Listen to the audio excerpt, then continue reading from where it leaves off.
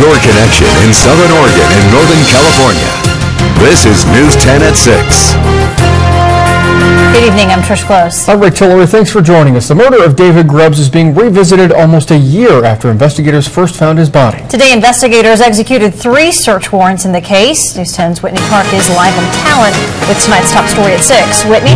Good evening, Rick, Trish. Well, it is dark here now in front of this home off of Rapp Road in Talent, but just behind me there are still detectives here searching this particular home, all looking for clues in the David Grubbs murder case. Almost a year after David Grubbs was found nearly beheaded on the bike path near HunterPark in Ashland, dozens of officers still searching for clues. This is the largest convention of police officers we've seen ever. Wednesday morning, the Ashland Police Department serving 3 search warrants in the Grubbs case, one at the home off Rapp Road in Talent, another in Ashland, and one for a car which has been impounded. Detectives looking for any evidence in the Grubbs murder, a weapon, DNA, anything that may lead them to a killer. Sometimes people that do things like this will keep notes, or they'll do research or something, so we'll look for evidence of that. About 50 officers looking for that evidence on the 18-acre property in Talent, a dive team even looking in a pond. Some investigators from as far as Siskiyou and Klamath counties, even the FBI. We're a year into this case and we're still getting a tremendous amount of help from everybody else.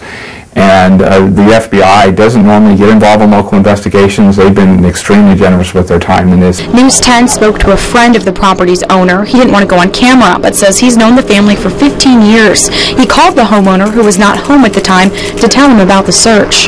He was surprised.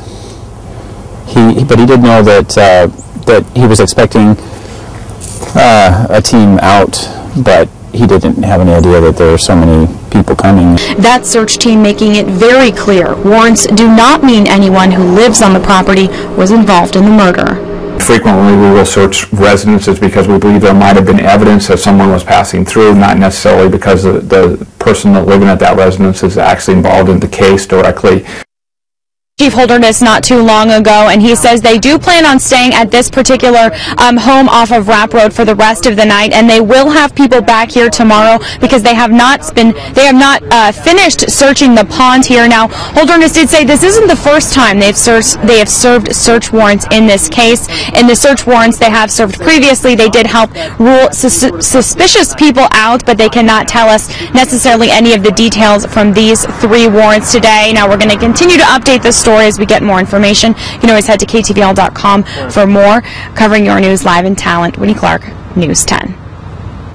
Meanwhile, Ashland police are confirming the property they searched today is a house on South Whiteman. While they would not give us an exact address, they did say the home is close to the crime scene. New information may be available tomorrow.